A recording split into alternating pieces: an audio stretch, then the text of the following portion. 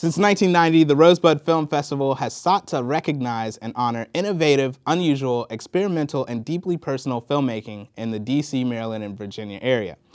On January 23, 2016, the 25th Annual Rosebud Film Festival will take place at the Navy Heritage Center in Washington, D.C., starting at 2 p.m. The top 5 finalists will be announced at the award ceremony January 24th at the Clarendon Ballroom from 7 to 10 p.m. This episode of Picture Lock, I'll talk with some of the 2016 Rosebud nominees. We'll learn about their films and how they made them. That's all ahead on Picture Lock.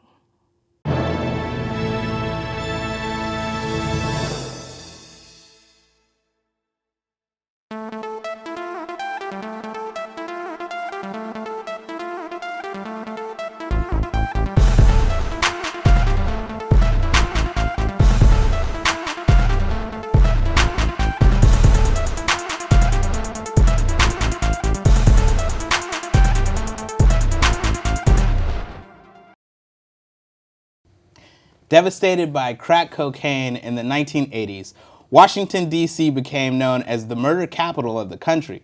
Growing up at the epicenter of this violence, 67 rising 7th graders were promised college scholarships by an area businessman. The film Southeast 67 combines raw, never-before-seen archival film footage of D.C. with present-day footage and intimate interviews with the students 20 years later, as they reflect on the hope and the anguish of trying to seize an improbable dream. The film is directed by Betsy Cox, and my first guest is one of the educators in the film, Steve Bumbaugh. Welcome to the show. Thank you. Glad to be here. It's my pleasure. We were talking a little bit earlier, and I saw the film. I totally love it, and so I'm really excited about geeking out with you on this film. Now, can you just tell what kind of inspired it? Because it's really interesting that you're actually in the film. So how did you and Betsy connect? So there was an area businessman named Stuart Bainham who financed the program. And about 4 or 5 years ago, I ran into his daughter at an education conference. And she said, "How are the Dreamers doing?" That's what we called our students, Dreamers. And I said, "They're doing really well." And we started talking a little bit about the Dreamer program. And I said, in fact, instead of taking my word for it, you guys should do an evaluation of the program and see where the kids are now. And they hired an organization to conduct a formal summative evaluation of the program, and that whet her and her father's appetite for actually doing a film. Wow. Now, is Betsy Mr. Bainham's daughter? Betsy is just somebody who's worked with the family over the years, and she's an excellent filmmaker. Yeah, definitely. I just love the story. Maybe you can tell me how you got involved in terms of being one of the educators with the 67.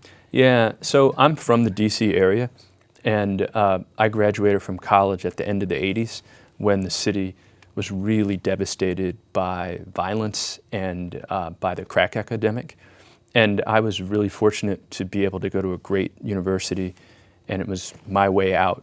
And I wanted to teach. I wanted to use the sort of skills I had acquired in college and pass them on to young folks who were, through no fault of their own, being raised in difficult circumstances. So I really, really wanted to teach. Okay. And maybe you can just talk a little bit about the I Have a Dream program for those in the audience that might be watching, listening, that don't really know what it's about. Yeah. So the I Have a Dream program is almost like a franchise model. A funder has to promise to pay college tuition for students, and he or she usually hires adults to serve as mentors to these students over quite a few years. Mr. Bainham actually hired a number of us to serve not just as mentors, but actual teachers. So I'd like to describe our program as a school within a school. And you said that you were actually with the students that were in the documentary for 6 years of their life, from the time they were, 12 to 18 when they went off to college? So these students were adopted into the program the summer before their 7th grade. And we stayed with them through their graduation from high school. So the program was 6 years in total. Okay, so you have an area businessman, and we'll say he's white, right? Because part of the documentary is He the was. fact that, yeah, this kind man goes and he says, you know what, I'm gonna give 67 inner city kids a chance at, making it out of, as you said, the inner city Anacostia. So for those students, as they started going through in the film, we just see how they're dealing with a lot of things, right? So anyone would say, okay, wow, this is a magnificent opportunity, a scholarship to college, free ride. How can you mess that up? But can you talk about some of the conflict Yeah. that actually came in? Well, I'm a parent now, and I have a 12-year-old son, and the notion that, and he's not being raised in the projects of Southeast DC with murder all around him. He's being raised in a high-income, quiet neighborhood. And the idea that I could incentivize his behavior on a daily basis with something that's going to happen in 6 years isn't realistic.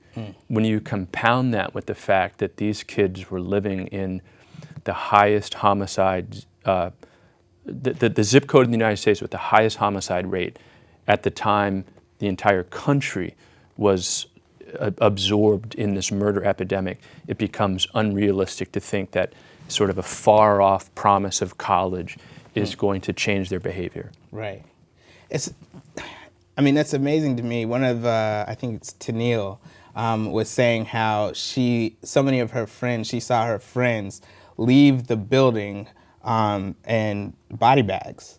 Can you talk a little bit about, because that's one of the things I thought was interesting about the film, is that you have this great opportunity, but many of the students were more so worried about, their mom ODing or an abusive boyfriend back home. And those are the things that were really tugging at them as they had such a wonderful opportunity. Yeah. So these were children who were dealing with something that I think I said in the movie looked to me like a low-level civil war. We had about 500,000 people in D.C. back in those days, and we were having about 500 murders a year. And most of them were concentrated in the area where they lived. So this year we're really complaining about 162 murders. That's nothing compared to the way it used to be. So they were seeing death all the time. Every single one of my students witnessed people being killed. And when you're growing up under that kind of stress and strain, sometimes the adults succumb to alcoholism, sometimes they succumb to substance abuse, and the kids have to deal with this. So a lot of our kids, to put it mildly, were distracted with worries about their mothers. I think one of the cool things about the film is seeing how you all reconnect with the Dreamers. And it honestly, you could feel the love, you could feel like this just kinship. Can you talk a little bit about that? And I know we were talking earlier about how now, in this generation, social media, Facebook, whatever the case, you can really keep in contact with them. But how has that been over the years? Yeah, so I ran this program with a woman named Phyllis Rumbarger, and I think we sort of got that these kids needed an environment where there were high expectations for them and where the people caring for them were gentle. So we were just nice to the kids. We had, that sounds like a platitude, but it's not. They live in a neighborhood where people are always telling them what to do. Take off your hat when you get into school. You're buying stuff in a corner store behind plexiglass. People look at you expecting you to do something wrong. And Phyllis and I come along and we're like, hey, come into after-school tutoring, have a snack. And we try to make it fun, and we try to be gentle because we wanted them to feel safe. And they and their mothers and their grandmothers and their fathers really responded to that because there were not a lot of opportunities for that kind of safety and that kind of fun in their neighborhood. So it was a really meaningful experience for them. And it was a really meaningful experience for us as well. Yeah. All of us are thrilled when we get to see each other again. Let me ask you on that note, what does it feel like now in your lifetime to look back and to know that you made a big impact in someone's life? Well, it's great, actually. It's really gratifying. And I had that job right out of college, and it's really unusual when you're that young to be able to have a real job where you're working with real people and impacting them, where people actually want you to come to work every day. It means something to them.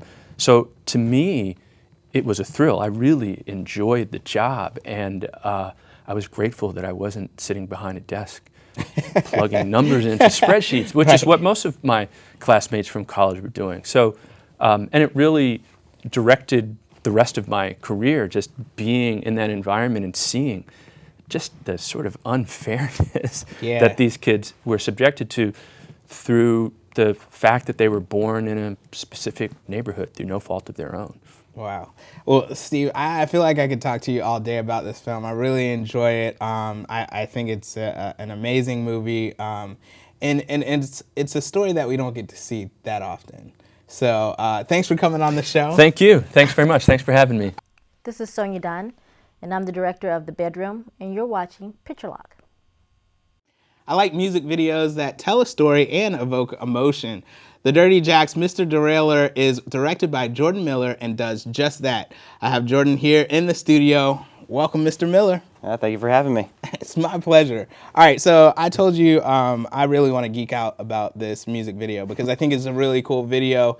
It tells a story. Can you just give like a quick synopsis kind of what the video is about? Sure, yeah. It's it follows the storylines of quite a few different individuals who are all having their own personal issues in their life, and it all sort of brings them together to basically a field party, an outdoor concert where the band is playing, and there's a structure where everybody sort of takes chalk and writes some personal deep issue that's like tearing them apart on the thing, and they all together burn it in a giant inferno and sort of let their problems just burn away, you know? I love how you're kind of like talking about it like it's no big deal. But when you actually watch the video, I mean, it's a beautiful video. One of the things that I love about music videos, if done right, like the Dirty Jacks is the band's name, correct? Yeah. So the song, Mr. Derailer, is an awesome song, right? Like I would probably put it in, on my iPhone, listen to it, on the way to work or whatever. They're great. Yeah, and then you combine those visuals with it to evoke these different emotions that we could already get from the song, but combined with the visuals. Can you talk a little bit about like how you went into your process of getting those visuals? Well, I've always found music to be a very visual medium, even though it has no outright visuals to it, because, I mean, for me, as a musician and a filmmaker, there's no one without the other. Like, you listen to music, you listen to an album, and it's like a story, it's like a movie. So there's always, like, just visuals that come when listening to music, no matter what's going on. And the band had the initial idea for the concept. They came to me and they said just that they had an idea for something that would culminate in an outdoor concert, and they wanted to burn a big structure. And we talked it out and decided kind of this would be a great way to make it really personal and emotional, hopefully, and yeah, just wrap it all up in something we thought would be really great. What did you shoot on? We shot on the Lumix GH4. Okay. Yeah. Because I mean, you have a lot of slow motion within the video, but it works perfectly for the video. So that's just me geeking out on what. Yeah, the thing that it's great. I mean, it's a small camera. It's not like astronomically expensive, but the thing can shoot at like 90 frames per second, which looks really, really nice. And we knew slow-mo would be really something we wanted with this video, especially with all the fire. Yeah. All right. Now, this is one thing that when I was watching it, I was like, okay, they had to have like a fire truck off to the side. Like, tell me you did. Or maybe you don't need to tell me because we're rolling. We did what we had to do, Don't worry about it too much. All right. Well, we had people who knew what they were doing there. We erased all this. Cut. All right, yeah, okay, so cool. Yeah, that was one of the things that really struck me, and I think it was really awesome because as everyone puts, the different things on the structure and then burning it, it's just like an inspirational video. Yeah, that's something we were totally going for. I mean, the song is very emotional and kind of has that vaguely triumphant but kind of little sadness to it kind of music, so that's something we wanted to go for, and we thought, like, having all these really personal things, especially there's so many of them on the structure, you catch glimpses of a lot of different ones, and some of them are featured, some of them are not, and yeah, it was pretty cool. Can you talk a little bit about just as a director and your choices, because you have to introduce characters very fast, and you have to make sure that we either don't like or we like the characters, and that's one of the things that I think the video does well. How do you achieve that? We knew, we would have a very limited time to do that, like you said. So we just had to. We really thought of like the issues first that we wanted to like tackle rather than the characters. So each character has their own personal issue, whether it's body image and like beauty in mainstream culture, or whether it's like their just personal relationships with their significant other, something like that, which is, think people can relate to that all over the world. So we came up with the ideas first, and then we wrote characters who would be facing these problems, and then, we have, like you said, we only have short bursts of a few seconds here or there to like show you these people and get you to know them. Right. And that's kind of how we kind of let the issues guide the characters, I guess. Yeah. What was the casting process like? It was actually pretty interesting. At the time, it was, they're not around anymore, but it was a small casting group that a friend of mine was working at in D.C. who helped me send out a casting call for pretty much all the concert goers at the end when a lot of new people show up in the video. That was just a big extra casting call, and we were kind of luck with that. We didn't really know who was going to show up until they all showed up, and then also the band was bringing in a lot of people. I was making phone calls. We were just dragging whoever we could get out there. But a lot of the primary cast was people I already knew, or people I had just finished working with my feature film, which we had just finished shooting. So my assistant director actually plays a small role in it. Some of the cast from that film appears in this. Some people had auditioned for the feature that I thought were great, but couldn't find a role for them. I called them back and had them in the music video. That's how you do it. That's yeah. all right. And a lot of these people, they're all great people, so we had great working relationship for the other films, and it just made sense to bring them in on this as well. Yeah, that's awesome. So, how does the band feel about the video? Oh, the band loved it, and actually we're in talks now, but maybe starting to work on a second video. Nice. They were excited that when it was in Rosebud, all of us were very excited about that. So we're like, well, why not? Let's keep this thing rolling. Maybe do a new one.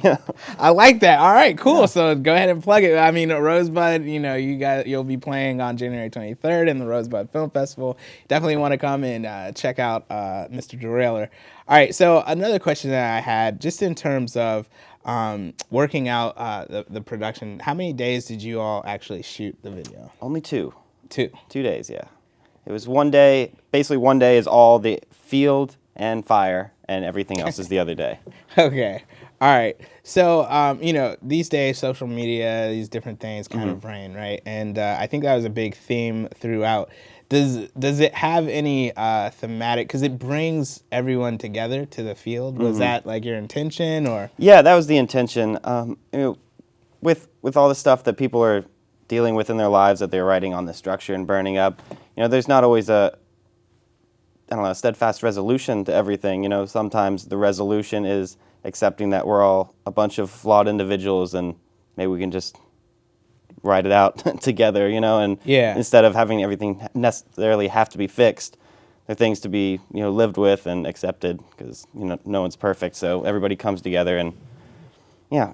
I find it interesting because, on your Facebook post, you can look amazing, right? You can be having the greatest time in Cancun, but you can really be hurting on the inside. You know what I mean? Sure. And I think that in some ways, maybe not overtly, but the music video kind of addresses that. Like you said, like at the end of the day, we all have these different hurts or different history, pain, different things, but just like kind of burning it up and like letting go. You know what I mean? Yeah, you can't hold on that stuff forever. At some point, you gotta let it go. Awesome. All right. So right now, you guys are going to be playing at the Rosebud Film Festival. Anything else? Is it doing the festival circuit right now? Well, some stuff that's in the works. Like I mentioned briefly, just finished. We're in post-production of my feature film, The Red Effect, and also just finished a short film I co-produced with another filmmaker, Daniel Weiland. We finished a short film called Last Winter, which has been submitted to a bunch of short film festivals, and right now we're just waiting to hear back. Awesome. Now, you went to American University, right? did. Go did. Eagles. That's what I'm talking about. There we go. You got your master's over there? Yes, sir. MFA over there from Yeah. me? Yeah, that's You got what's it. up.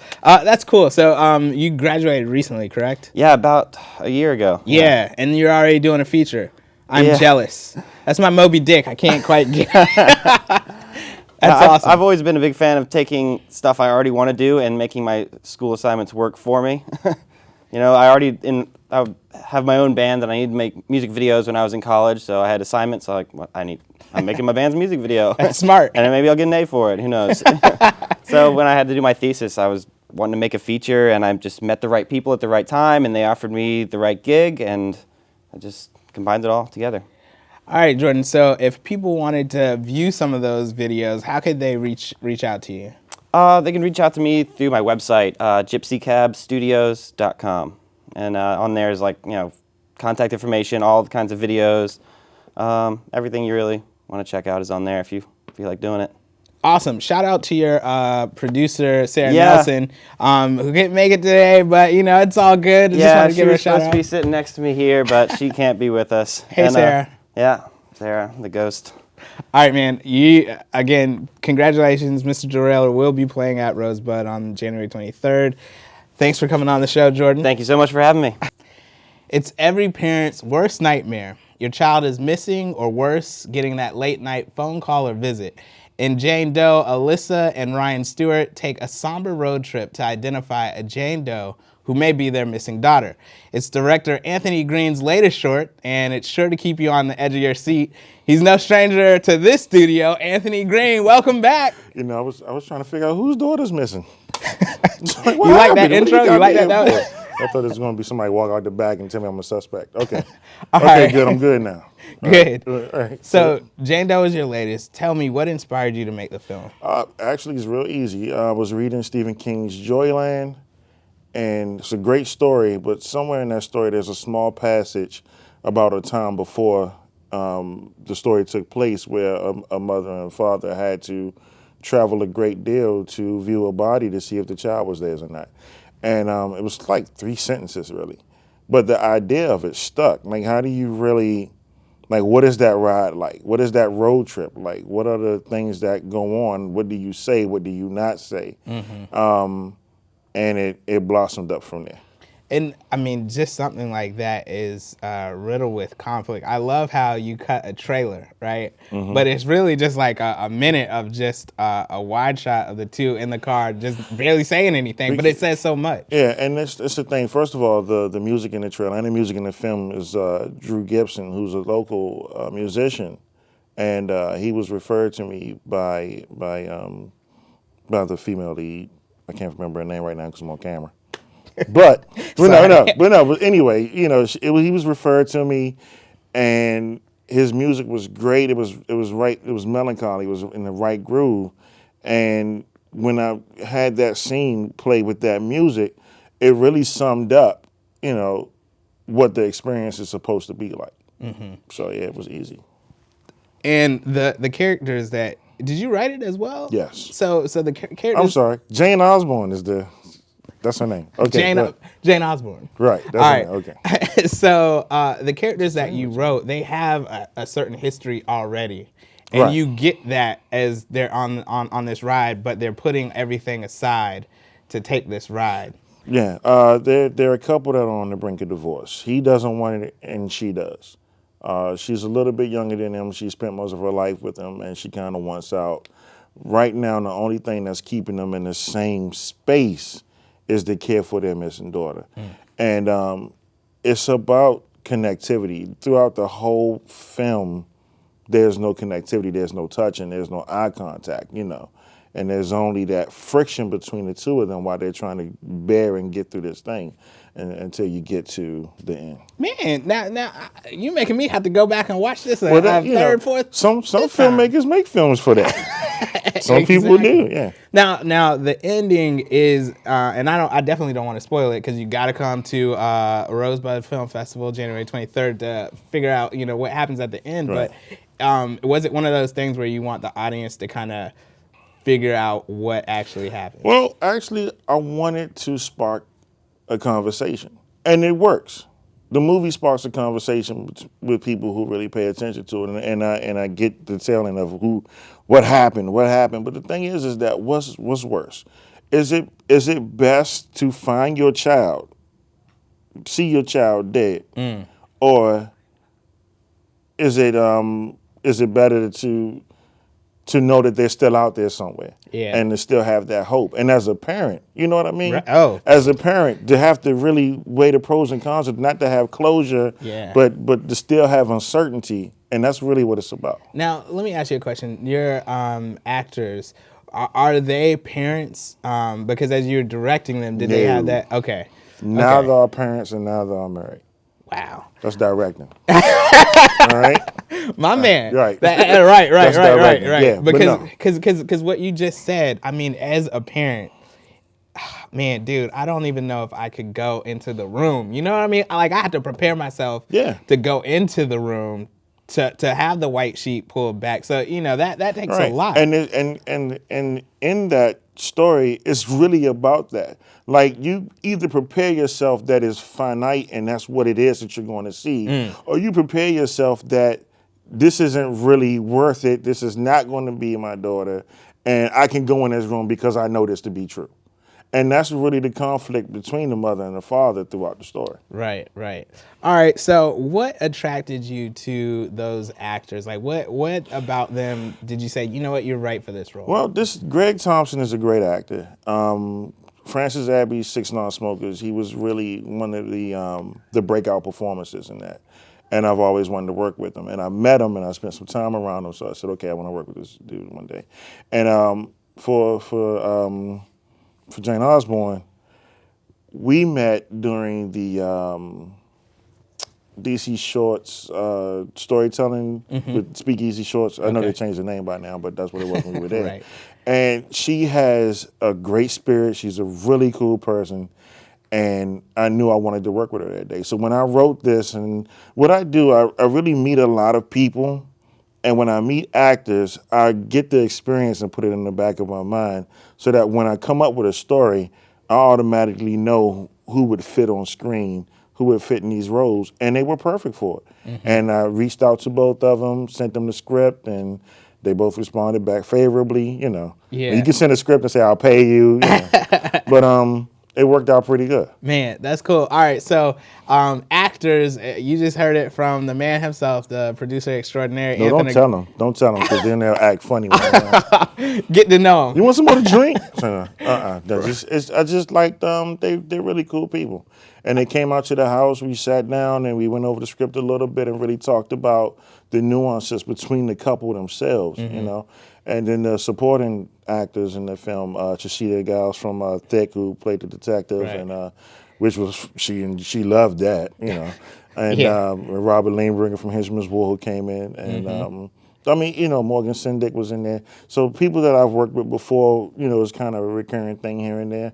But I really wanted to showcase the talents of those two actors and really try to do something that's not really done a lot with short films, especially locally, is just a straight up drama. Yeah. You know? And it's a slice of life out of these two, the couple's life. One question, how long did it take to film this?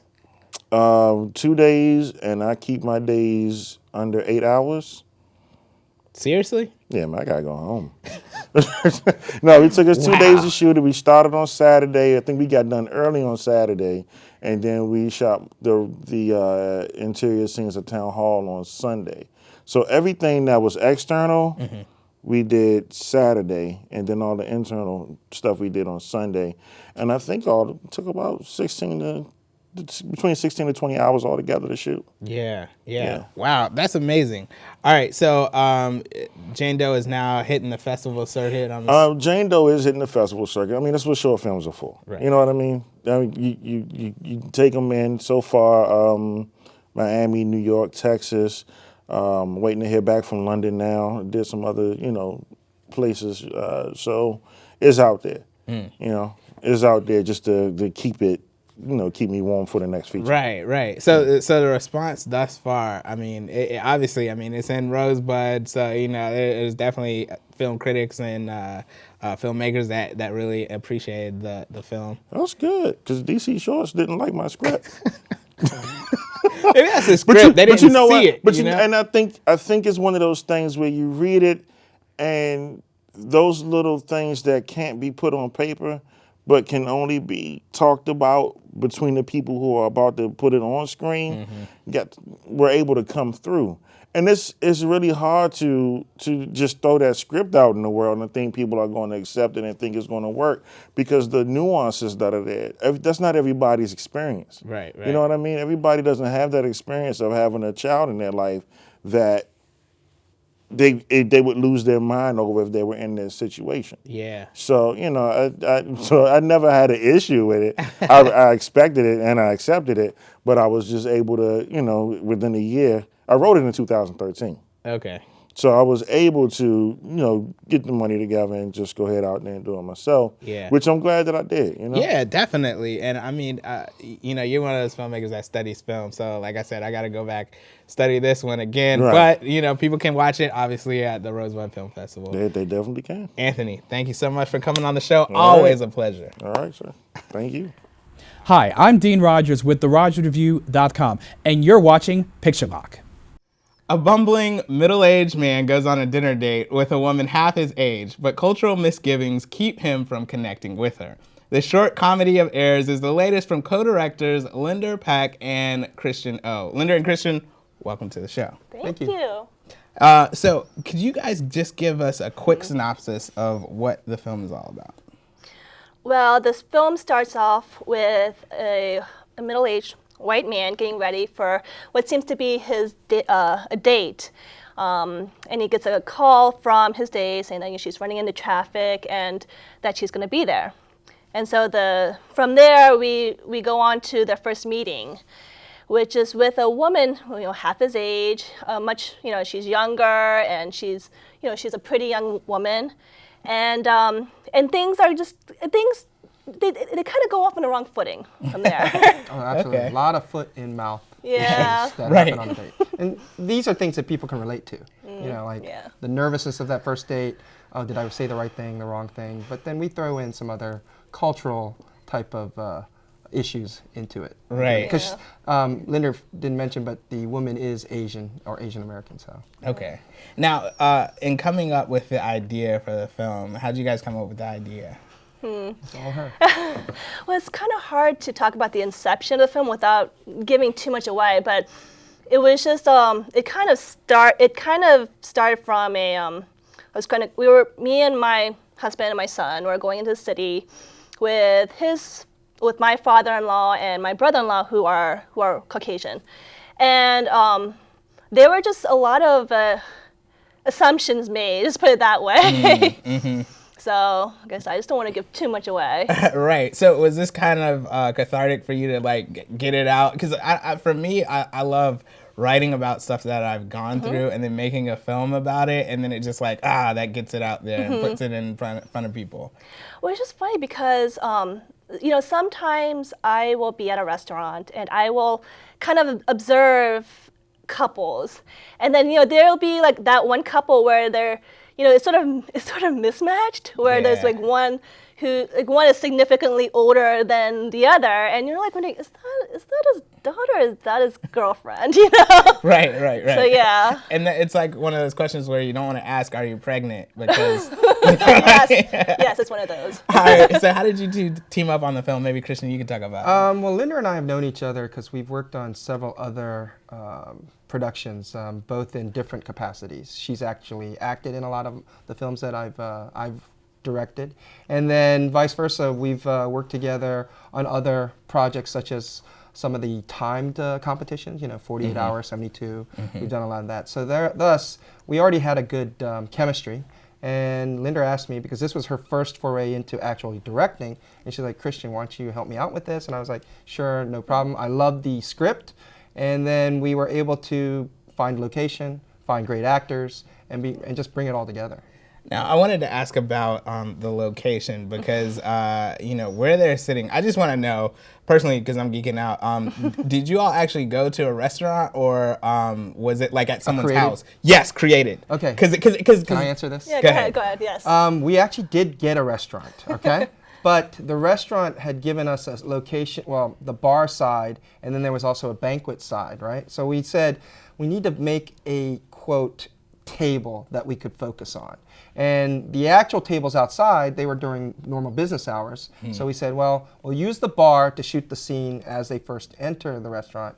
And then we created the, quote, table setting in the banquet area so that we were able to control sound, controlled the environment, and it just worked out really well. And we have to give thanks to Wuleiko Restaurant, which is out in Tice's Corner. Sorry for the plug. No, that's okay. But they're the ones who were able to give us the space. So. Nice. That's awesome. Yeah, because it took me another viewing, but then I was like watching it, and I'm just thinking, I'm like, wow, I really think they created that space, and it looks great though. Like you really wouldn't. Thank you. Yeah, Thanks, because I was a little concerned because I wasn't sure if it would look too makeshifty.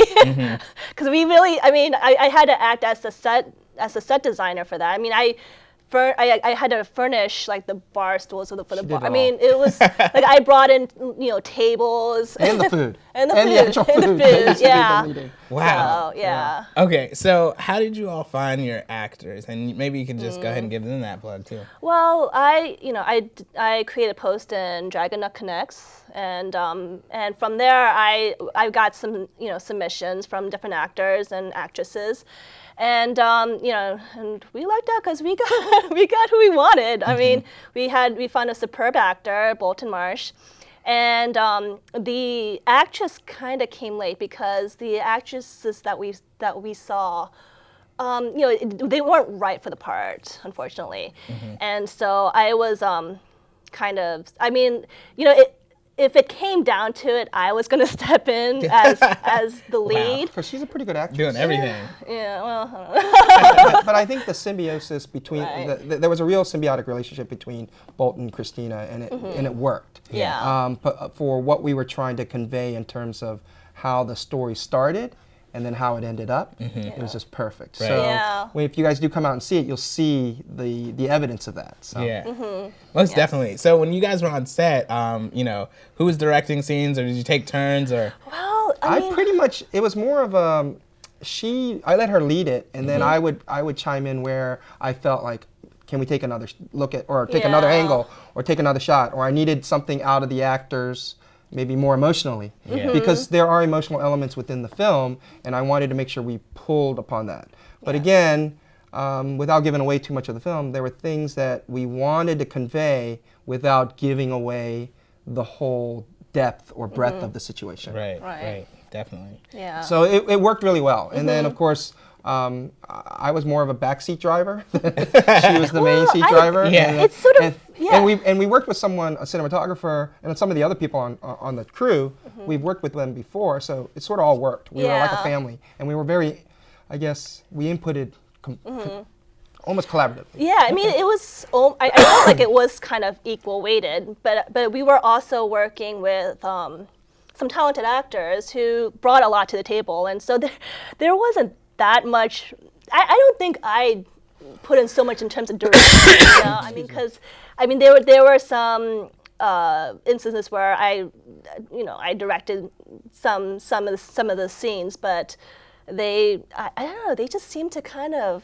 They knew what they were doing. They knew what they were doing, exactly. It made my job easy. Yeah, that's good. That's always a good thing. So, all right, you guys are going to be showing at the Rosebud Film Festival on January 23rd, obviously. What other plans do you have for Rendezvous? Making the festival circuit right now? Right now, it's currently in the making its round in the festival circuit. We've been accepted to another film festival called Canada Shorts. And we're still, waiting to hear back from other festivals, because Linder's been very busy plugging away and submitting it to other festivals. Yes. Right.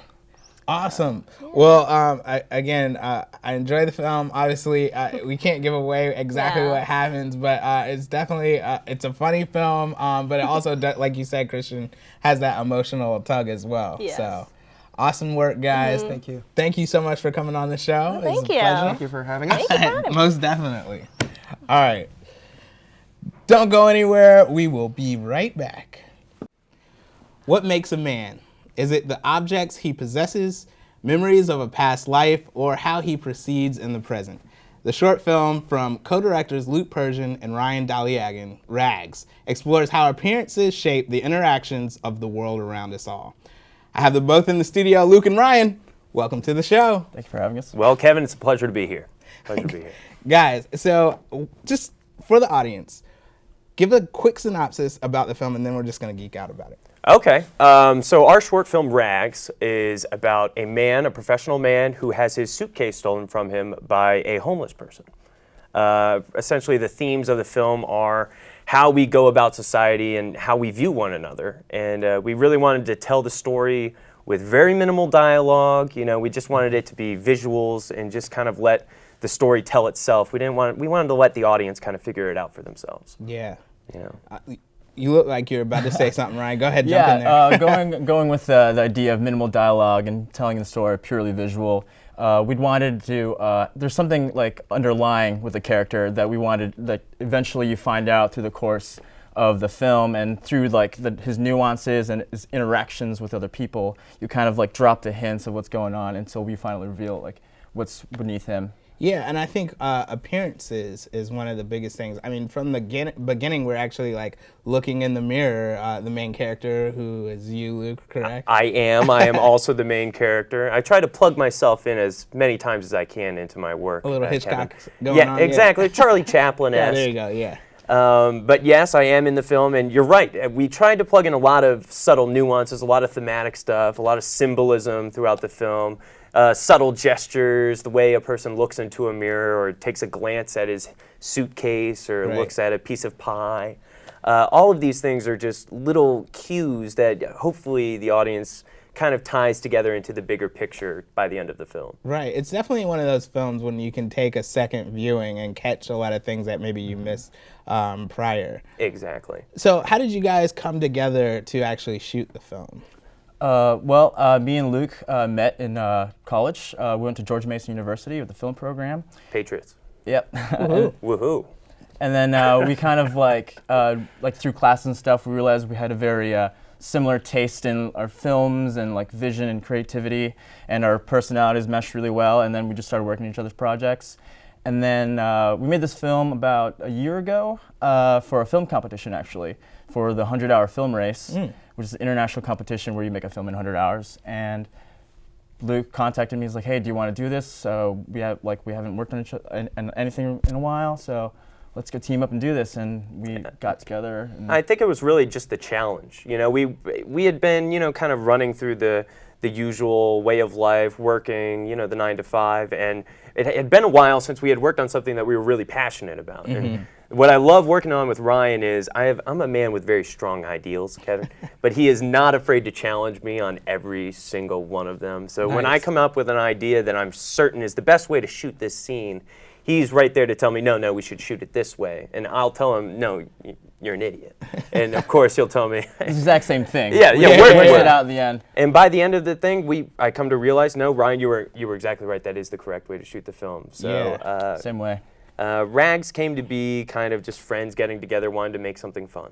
Now, one of the things that you talked about, this is for the 100-hour film festival, right? Yes. So it's actually raining during the film. So I wanted to ask you, like, was that a nightmare, or did you guys get like some hoses and go like this? It was torrential downpour by the end of the night, and like you said, it was a 100-hour film festival, so we had no other option. You're shooting it that day. It was winter time, and it was bloody cold, so freezing. And where exactly did you shoot it? We shot it down in a little town called Occoquan in Virginia. It's actually where my production studio's offices is, and it's a cute little town, and a lot of beautiful Christmas lights were on display. We shot it in December, and it was one of the coldest Decembers I've had in this area in my lifetime.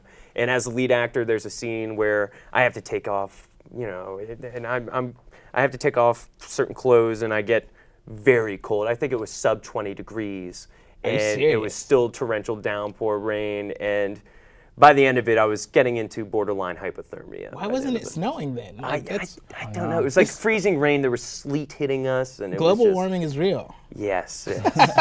Okay. Yeah. No. But I think that's incredible because, you know, sometimes like 90% of filmmaking, right, is adjusting to whatever problems arise, right? And so this is one that Mother Nature threw at you guys, but it also helped to kind of like become a character in the film.